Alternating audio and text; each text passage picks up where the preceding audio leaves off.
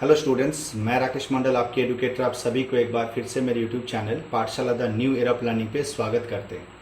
आज का जो टॉपिक होने वाला है वो है सिलोगिज्म्स के ऊपर पॉसिबिलिटी को लेकर। मतलब कंक्लूजन में जब पॉसिबिलिटी ये वर्ड जोड़ दिया जाता है तब उसका आंसर किस तरीके से देना है, ये चीज़ें आज हम लोग इस वीडियो के माध्यम से सीखने वाले हैं। एक्चुअल में सिलोगिज्म ऑलमोस्ट हम लोग सीख चुके हैं। पॉजिटिव कंक्लूजन को कैसे सॉल्व किया जाता है, नेगेटिव कंक्लूजन को कैसे सॉल्व किया जाता है, वो हम लोग सीख चुके हैं। मतलब आंसर निकालना हम लोग ऑलरेडी सीख चुके हैं। अब पॉइंट है कि उसके साथ अगर पॉसिबिलिटी वर्ड जोड़ दिया जाता है तो आंसर में क्या डिफरेंस आता है, ये चीज़ें सिर्फ सीखनी है। सो बहुत सिंपल है, इसको लेकर इतना भी मतलब टेंशन लेने की कोई आवश्यकता नहीं है। बहुत कन्फ्यूजन्स रहता है आप लोगों के अंदर कि सर पॉसिबिलिटी रहने से किस तरीके से जवाब देना होता है, तो कन्फ्यूजन्स पूरा दूर हो जाएगा। वीडियो को एकदम एंड तक अच्छे से देखो और जो भी एक्सप्लेनेशन हम दे रहे हैं उस एक्सप्लेनेशन को समझने की कोशिश करो। देखोगे कि पूरा पॉसिबिलिटी को लेकर जो कन्फ्यूजन्स आपके अंदर था वो सारा चीज़ क्लियर हो जाएगा। अगर वीडियो अच्छा लगे तो प्लीज़ वीडियो को लाइक ज़रूर कर दीजिएगा, कमेंट सेक्शन पे कमेंट ज़रूर करिएगा। अगर चैनल को अभी तक सब्सक्राइब नहीं किया तो सब्सक्राइब भी ज़रूर कर लीजिएगा और ज़्यादा से ज़्यादा लोगों में शेयर भी करिएगा। तो चलिए बिना देरी के सेशन को स्टार्ट करते हैं।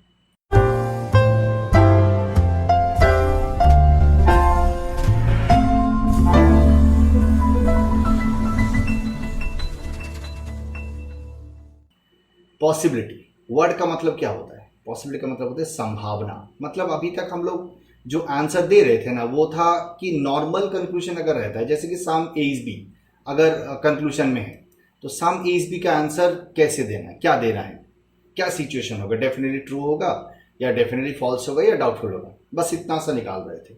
अभी क्या होगा कि उसके साथ पॉसिबिलिटी जोड़ देगा। पॉसिबिलिटी जोड़ देने से उसका जो मतलब वर्बल मीनिंग होता है वो चेंज हो जाएगा तुरंत। अभी नॉर्मल कंक्लूजन नहीं, अब उसका संभावना क्या है वो चीजें बतानी होगी। पॉसिबिलिटी का मतलब क्या होता है? संभावना। मतलब अब जो कंक्लूजन में लिखा हुआ है उसका होने का संभावना क्या होगा, उसका जवाब देना होगा।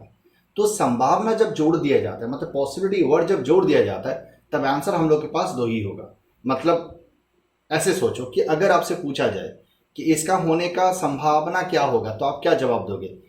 या तो बोलोगे कि हाँ होने का संभावना है, या तो बोलोगे कि नहीं होने का संभावना नहीं है। दैट मीन्स हम ये बोलना चाह रहे कि जब पॉसिबिलिटी जोड़ दिया जाता है कंक्लूजन्स के साथ तब आपका आंसर होगा या तो हाँ या तो ना, मतलब सही या तो गलत। अब पॉइंट ये है कि कंक्लूजन्स के साथ कैसे जोड़ा जाएगा, मतलब क्वेश्चंस कैसे दिया जाएगा। ये हो गया क्वेश्चन, टाइप्स ऑफ क्वेश्चंस। आप देख सकते हो प्रेजेंटेशन पे यहां पर पॉजिटिव कंक्लूजन के साथ पॉसिबिलिटी वर्ड जोड़ दिया जाएगा या तो नेगेटिव कंक्लूजन के साथ पॉसिबिलिटी जोड़ दिया जाएगा। चार बेसिक जो स्टेटमेंट होता है उसी से ही हम यहां पर पॉसिबिलिटी को समझा देंगे। या तो सम ऑल के साथ पॉसिबिलिटी जोड़ा जाएगा या तो सम नॉट नो के साथ पॉसिबिलिटी जोड़ा जाएगा। ठीक, अब एक चीज बताओ, यहां पर सम ए इज बी का आंसर क्या होगा? किस तरीके से हम लोग सम ए इज बी का आंसर निकालते हैं? क्या हम लोग नहीं सीखे हैं? सीखे हैं ना। मतलब सिर्फ पॉजिटिव कंक्लूजन्स के बारे में सोचो। मतलब ऐसे सोचो कि यहां पर ये पॉसिबिलिटी वर्ड जो है वो यहां पर है ही नहीं। तो पॉसिबिलिटी को अगर आप निकाल दोगे तो बाकी पार्ट में कंक्लूजन में क्या बचेगा? सम ए इज बी बचेगा यहां पर, ऑल ए इज बी बचेगा यहां पर, सम या नॉट भी बचेगा, नो ए इज बी बचेगा। अब एक बात बताओ, अब कंक्लूजन सम या ऑल से हो, सम नॉट या नो से हो, क्या हम लोग आंसर निकालना नहीं जानते? जानते हैं, सीखे। अगर पॉजिटिव कंक्लूजन्स रहता है तो हम लोग डायरेक्ट सॉल्व कर लेते हैं, और अगर नेगेटिव कंक्लूजन्स रहता है जैसे कि सम नॉट और नो रहता है तो हम लोग कन्वर्ट करके करते हैं। सम नॉट को ऑल में कन्वर्ट करके सॉल्व करते हैं और नो को सम में कन्वर्ट करके करते हैं। अब एक बात बताओ, अगर हम सम ए इज बी को सॉल्व करेंगे या ऑल ए इज बी को सॉल्व करें, सम नॉट को सॉल्व करें या नो को सॉल्व करें, आंसर तो तीन आएगा। तीन में से कोई ना कोई एक सिचुएशन तो होगा। मतलब अगर मान लो यहां पर हम एक्सप्लेन कर देते, जैसे मान लो हम यहां पर सम ए इज बी लिए हैं, सम ए इज बी लिख रहे हैं, ठीक है। कंक्लूजन में सम ए इज बी और उसके साथ पॉसिबिलिटी वर्ड जोड़ दिया गया है। ठीक, हमने क्या किए, जब हम सॉल्व करेंगे तब सबसे पहले क्या करने के लिए बोल रहे, पॉसिबिलिटी वर्ड यहां पर नहीं है ऐसा सोचो। सम ए इज बी बचा हुआ है। अब बताओ सम ए इज बी का आंसर हम लोग निकालना तो जानते हैं, तो सम ए इज बी को अगर हम सॉल्व करेंगे तो क्या होगा, या तो ये डेफिनेटली ट्रू आएगा, या तो ये डेफिनेटली फॉल्स होगा, या तो डाउटफुल होगा। यही तीन सिचुएशन में से कोई ना कोई एक सिचुएशन तो होगा।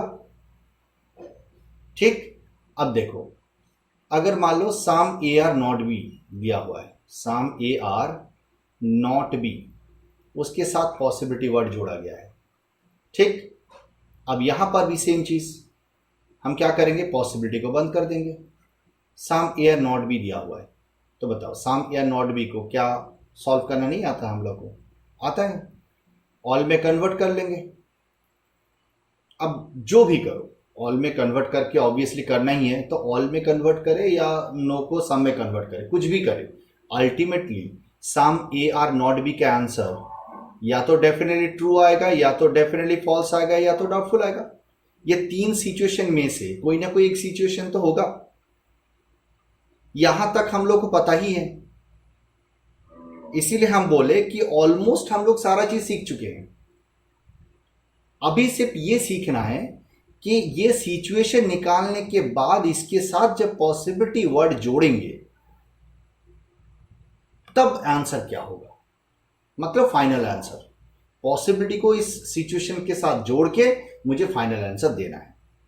अब सीखना है तो बस इतना ही सीखना है कि अगर कंक्लूजन डेफिनेटली ट्रू है तो उसके साथ पॉसिबिलिटी जोड़ने से आंसर क्या होगा, अगर कंक्लूजन अगर डेफिनेटली फॉल्स है तो उसके साथ पॉसिबिलिटी जोड़ने से क्या आंसर होगा, और अगर कंक्लूजन डाउटफुल है तो उसके साथ पॉसिबिलिटी जोड़ने से आंसर क्या होगा। बस इतना ही, वही चीज हम लोग को सिर्फ सीखना है और वो सिखा देते हैं। ये रहा आंसर। अगर कंक्लूजन डेफिनेटली ट्रू है तो उसके साथ पॉसिबिलिटी का आंसर होगा गलत। एक्सप्लेन कर देंगे एग्जाम्पल लेकर, टेंशन नहीं लेना है, ठीक है। अगर कंक्लूजन बिल्कुल गलत है तो उसके साथ पॉसिबिलिटी होगा गलत, अगर कंक्लूजन डाउटफुल में है तो उसके साथ पॉसिबिलिटी होगा सही। ठीक, यहां तक समझ में आ गया कि डेफिनेटली ट्रू होगा तो उसके साथ पॉसिबिलिटी, जैसे कि अगर सम ए इज बी से पॉसिबिलिटी अगर कंक्लूजन में दिया हुआ है और हम सॉल्व किए तो सम ए इज बी का आंसर आया डेफिनेटली ट्रू, तो उसके साथ पॉसिबिलिटी जोड़कर मेरा फाइनल आंसर हो जाएगा गलत। ये चेंजेस होगी। अगर ऑल इज बी, ई से पॉसिबिलिटी दिया हुआ है, अब ऑल इज बी का आंसर आप निकाले, ऑल इज बी का आंसर आया बिल्कुल गलत, तो अगर ये बिल्कुल गलत है तो उसके साथ पॉसिबिलिटी का आंसर हो जाएगा गलत। Some A are not B, E से पॉसिबिलिटी दिया हुआ है, some A are not B का आंसर आप निकाले, some A are not B doubtful आया, तो डाउटफुल के साथ पॉसिबिलिटी हो जाएगा सही। बस यही चेंजेस होगी। अब पॉइंट ये है कि डेफिनेटली ट्रू के साथ पॉसिबिलिटी गलत क्यों हो रहा है, डेफिनेटली फॉल्स हो रहा है तो उसके साथ पॉसिबिलिटी गलत क्यों हो रहा है, और डाउटफुल के साथ पॉसिबिलिटी सही क्यों हो रहा है। मीनिंग समझो बस। अगर कंक्लूजन का आंसर डेफिनेटली ट्रू आ रहा है तो इसका मतलब क्या है बताओ। इसका मतलब यह हुआ कि अगर कंक्लूजन का आंसर डेफिनेटली ट्रू है तो इसका मतलब सम ए इज बी का आंसर डेफिनेटली ट्रू हम लोग कब करते हैं। डेफिनेट ट्रू सिचुएशन का मतलब क्या होता है, ये डेफिनेटली ट्रू कब होता है, जब वो डायरेक्ट डायग्राम पर प्रेजेंट होता है। दैट मीन्स जो ऑलरेडी हो चुका है या होकर बैठा है, फिगर पर ऑलरेडी होकर बैठा है या तो हो चुका है, कुछ भी बोलिए, तो जो हो चुका है उसका होने का संभावना पूछना गलत है। दूसरा डेफिनेटली फॉल्स, इस सिचुएशन का मतलब क्या है, जो कभी हो ही नहीं सकता, मतलब एक जो ऑलरेडी हो चुका है डेफिनेटली ट्रू, दूसरा जो कभी हो ही नहीं सकता मतलब डेफिनेटली फॉल्स। देखो ये जो दो सिचुएशन है, एक ऑलरेडी हो चुका है और जो आगे जाकर कभी हो ही नहीं सकता, दोनों सिचुएशन में संभावना अगर लगा दिया जाए तो गलत होता है। जो ऑलरेडी हो चुका है उसका होने का संभावना गलत है, जो कभी हो ही नहीं सकता उसका होने का संभावना भी गलत है। अब डाउटफुल का मतलब क्या है, जो आगे जाकर होने वाला है। तो जो आगे जाकर होने वाला है इसका मतलब ही तो है कि आगे जाकर उसका होने का संभावना है। तो डाउटफुल सिचुएशन है तो उसका मतलब ही होता है कि वो आगे जाकर होने वाला है। तो जो होने वाला है इसका मतलब क्या है, उसका होने का संभावना है। अब एक एग्जांपल लेते हैं। अब जब तक उठ पटांग एग्जांपल नहीं लेंगे तब तक समझ में नहीं आएगा, है कि नहीं। चलिए और अच्छे से क्लियर कर लेते हैं। पहले डेफिनेटली ट्रू सिचुएशन का एक एग्जांपल लेते हैं। मैरिड और अनमैरिड सिचुएशन में एग्जांपल ले लेते हैं। मैरिड, मान लो ऑलरेडी शादी हो चुका है, मान लो एक लड़की का शादी हो चुका है। अब शादी तो हो चुका है ऑलरेडी, शादी होने के बाद मान लो प्रिया करके एक लड़की है, उसका शादी हो चुका है। अब प्रिया के हस्बैंड, मतलब शादी ऑलरेडी हो चुका है, होने के बाद 2 साल हो चुका है। अब उसके हस्बैंड प्रिया को बोल रहे हैं कि आपका वाइफ होने का संभावना है। अगर ऐसे कहेंगे, प्रिया के पतिदेव अगर प्रिया से ये कहेंगे, शादी मतलब करने के बाद ऑलरेडी 2 साल हो चुका है, उसके बाद एक दिन अचानक प्रिया के पति प्रिया को बोल रहे हैं कि जानते हो आपका वाइफ होने का संभावना है, क्या ये बोल सकते? और बोलेंगे तो क्या होगा? क्या ऐसा बोल सकते हैं? बताओ क्यों नहीं बोल सकते? क्योंकि ऑलरेडी शादी हो चुका है। तो जो चीज हो चुका है उसका होने का संभावना बोलना इलॉजिकल है, वो कभी हो ही नहीं सकता, है कि नहीं। वाइफ होने का संभावना है, वाइफ होने का संभावना हो ही नहीं सकता क्योंकि वो वाइफ ऑलरेडी हो चुकी है। प्रिया वाइफ वो ऑलरेडी है। तो जो चीज हो चुका है उसके साथ होने का संभावना या उसका होने का संभावना पूछना गलत होता है। दूसरा एग्जांपल, अब उनके हस्बैंड ये बोल रहे हैं, मतलब ऐसे एक सिचुएशन दे रहे हैं जो आगे जाकर कभी हो ही नहीं सकता। ठीक है, आप जो एग्जांपल दे रहे उसके साथ जबरदस्ती मत करना। जैसे मान लो प्रिया के पति बोल रहे कि जानते हो मेरा ना दूसरे शादी होने का संभावना है। मार तो अभी भी पड़ेगा ना, पड़ेगा कि नहीं? बिल्कुल पड़ेगा। अब अगर उनके हस्बैंड 2 साल शादी करने के बाद अगर ये कहते हैं जानते हो मेरा ना दूसरे शादी होने का संभावना है, मतलब ऐसी चीजों के बारे में बात हो रहा है जो आगे जाकर कभी हो ही नहीं सकता, मतलब दूसरे शादी कभी हो ही नहीं सकता। अब आप बोलोगे कि नहीं सर दूसरे शादी क्या, अभी तो तीसरी चौथी हो जाती है। नहीं, वही बोले कि एग्जाम्पल के साथ जबरदस्ती नहीं करना। अब जनरली क्या होता है, कुछ कुछ होता है की तरह सोचो। हम लोग प्यार एक ही बार करते हैं, शादी भी एक ही बार होता है कि नहीं। तो अगर इस तरीके से सोचोगे, शाहरुख खान की तरह सोचो, हम लोग प्यार एक ही बार करते हैं, शादी भी एक ही बार होती है। तो अगर ऐसा सिचुएशन है, मतलब हम लोग ऐसे सोसाइटी में रहते हैं जहां पर ये चीजें हम लोग ऐसा मानते कि ये कभी हो ही नहीं सकता, एक बार हो गया तो मतलब गया। ठीक, तो अगर ये चीजें जो चीजें कभी हो ही नहीं सकता उसका भी अगर होने का संभावना बोला जाएगा तो भी क्या होगा, गलत होगा। मतलब देखो 2 सिचुएशन हम अभी तक बोले, एक वाइफ ऑलरेडी हो चुके हैं, उसके बाद बोले कि जानते हो तुम्हारा वाइफ होने का संभावना है, तो वो चीजें कभी सही नहीं होगा क्योंकि वो ऑलरेडी हो चुका है। दूसरा कि मेरे दूसरे शादी होने का संभावना है, ये जो बोला जा रहा है ये भी आगे चलकर कभी नहीं हो सकता। मतलब एक जो ऑलरेडी हो चुका है, दूसरा जो कभी हो ही नहीं सकता। ऐसे दोनों ही सिचुएशन पे आपको आंसर करना होगा गलत। मतलब डेफिनेटली ट्रू होता है तो उसके साथ पॉसिबिलिटी होगा गलत, डेफिनेटली फॉल्स होता है तो उसके साथ पॉसिबिलिटी होगा गलत। अब रही बात डाउटफुल। डाउटफुल का मतलब होता है अनमैरिड लाइफ, मतलब बॉयफ्रेंड गर्लफ्रेंड वाला सिचुएशन। मतलब अभी तक शादी नहीं हुआ है, अभी बॉयफ्रेंड गर्लफ्रेंड स्टेज में है। तो ऐसे सिचुएशन में अगर बॉयफ्रेंड अपने गर्लफ्रेंड को बोल रहे हैं कि तुम्हारे वाइफ होने का संभावना है, तो यहां पर देखो ये चीज जस्टिफाइड है क्योंकि ये चीजें आगे जाकर हो सकते हैं। तो जो चीजें आगे जाकर हो सकते हैं इसका मतलब क्या होता है, उसका होने का संभावना है। अब यहाँ पर बॉयफ्रेंड जो बोल रहे वो इलॉजिकल बात तो है नहीं।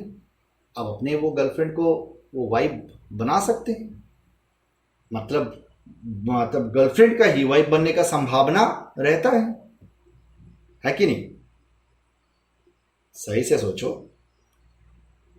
देखो, एक अनमैरिड सिचुएशन यहां पर क्या है, यहां पर ये जस्टिफाइड है, ये आगे जाकर हो सकते हैं, इसीलिए इसका होने का संभावना सही होगा। मतलब अगर बोला जाए कि उसके आपका वाइफ होने का संभावना है, हाँ है ना, बट हाँ एक चीज दिमाग में रखना है कि होने का संभावना जितना होता है, ना होने का संभावना भी उतना ही होता है।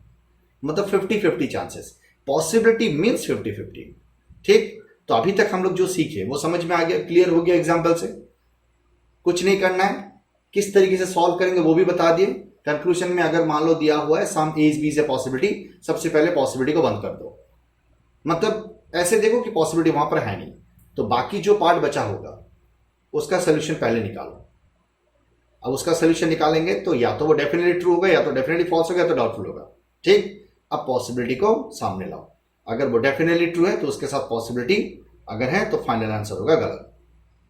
अगर वो बिल्कुल गलत है तो उसके साथ पॉसिबिलिटी होगा गलत। अगर डाउटफुल है तो उसके साथ पॉसिबिलिटी होगा सही। बस इतना ही।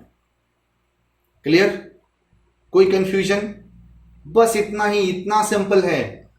आप लोग तो बहुत कुछ सोच के रखे थे, कुछ नहीं है पॉसिबिलिटी में।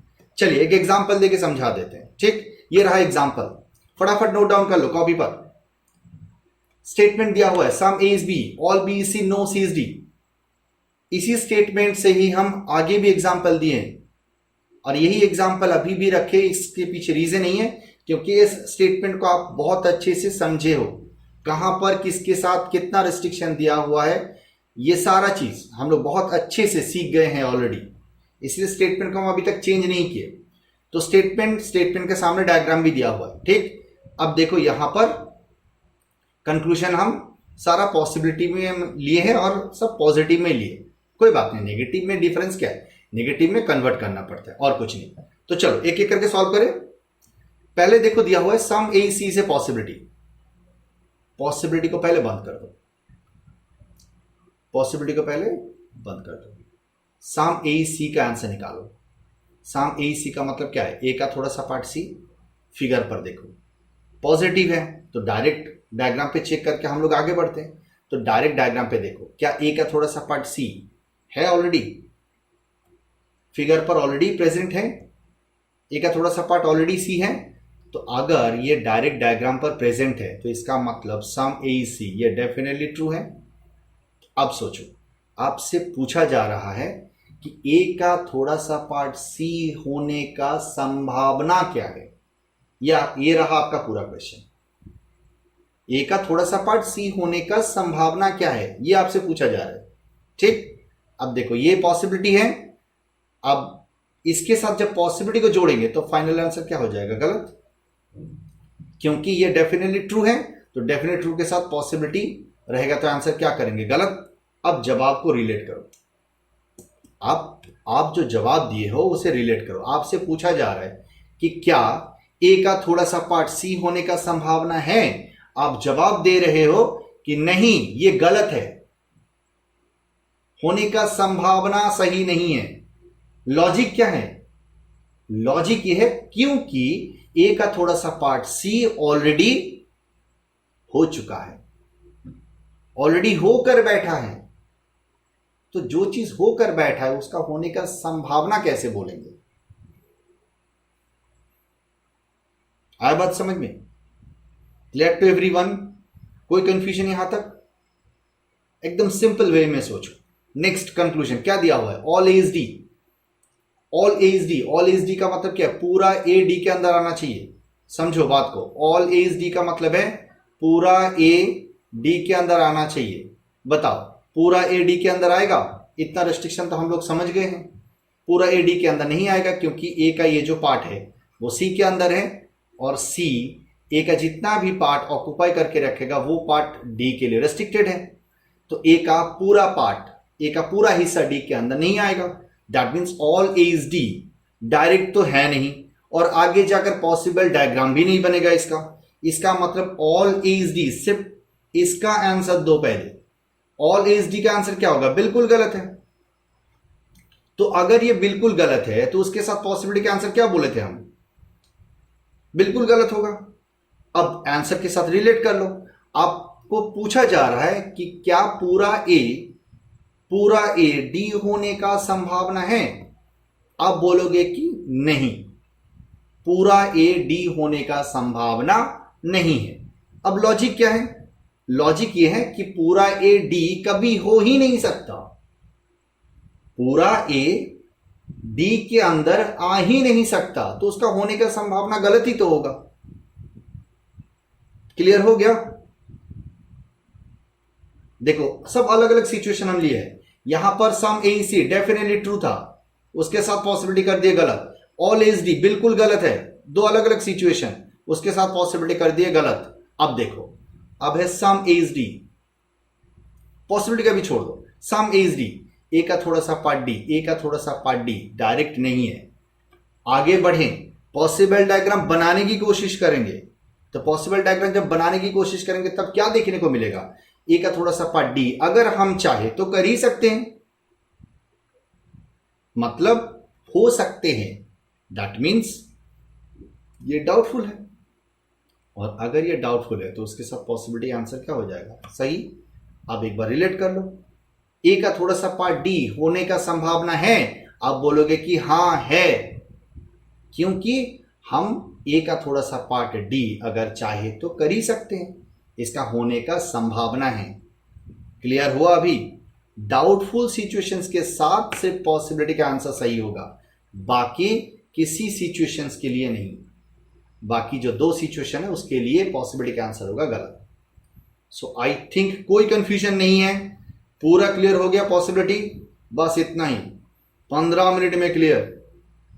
ऐसे ही आता है ना वीडियोस, 15 मिनट में सिलोगिज्म क्लियर, ऐसे थोड़ी ना होता है। तो क्लियर हो गया पॉसिबिलिटी। आई थिंक कोई कंफ्यूजन नहीं है। एक बार रिवाइज कर ले जल्दी जल्दी, कैसे करेंगे, क्या क्या पढ़ाई हुआ, रिवाइज कर लेते हैं एक बार। पॉजिटिव के साथ कंक्लूजन जोड़ेगा या तो नेगेटिव कंक्लूजन के साथ पॉसिबिलिटी जोड़ेगा। ठीक, तो पॉसिबिलिटी को पहले हटा देंगे, बाकी जो कंक्लूजन बचेगा पहले उसका सोल्यूशन निकालेंगे। उसका सोल्यूशन निकालेंगे तो तीन सिचुएशन हमें मिलेगा, या तो डेफिनेटली ट्रू होगा, या तो डेफिनेटली फॉल्स होगा, या तो डाउटफुल होगा। अगर डेफिनेटली ट्रू है तो उसके साथ पॉसिबिलिटी होगा गलत, अगर डेफिनेटली फॉल्स है तो उसके साथ पॉसिबिलिटी होगा गलत, अगर डाउटफुल है तो उसके साथ पॉसिबिलिटी होगा सही। क्योंकि जो ऑलरेडी हो चुका है उसके साथ उसका संभावना होता है गलत, जो आगे जाकर कभी हो ही नहीं सकता उसका संभावना होता है गलत, जो आगे जाकर हो सकते हैं उसका ही संभावना होता है सही। Clear to everyone? I think possibility को लेकर कोई कंफ्यूजन आप लोगों के अंदर नहीं रहेगा। तो चलिए वीडियो को यहीं पे एंड करते हैं। कोई भी कंफ्यूजन होगा तो आप लोग कमेंट सेक्शन पे जरूर लिख सकते हो। ठीक है, कोई भी कंफ्यूजन होगा तो कमेंट सेक्शन आपके लिए खुला हुआ है, वहां पर आप लिखिए, कोई भी क्वेरी है हम उसका जवाब जरूर देंगे। ठीक है, तो चलिए वीडियो को यहीं पे खत्म करते हैं। अगर वीडियो अच्छा लगा तो एक लाइक जरूर कर दीजिएगा, कमेंट सेक्शन पे कमेंट जरूर करिएगा, और चैनल को अभी तक अगर सब्सक्राइब नहीं किया तो सब्सक्राइब जरूर कर लीजिएगा, और ज़्यादा से ज़्यादा दोस्तों में, भाई बंधु में इस चैनल के बारे में ज़रूर बताइएगा। इसी के साथ इस वीडियो को एंड करते हैं। अच्छे से रहिए, अच्छे से पढ़ाई करिए, आगे बढ़िए। जय हिंद, जय Bharat. Thank you everyone, thanks for watching, bye bye.